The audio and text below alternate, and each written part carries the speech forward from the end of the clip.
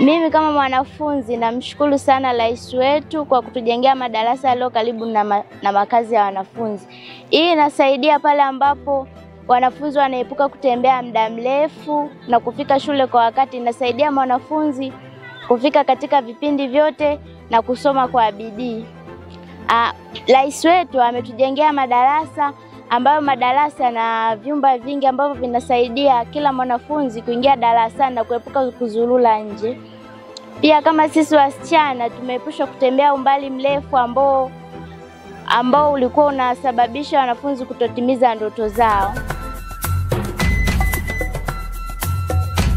Mpaka Ndichi.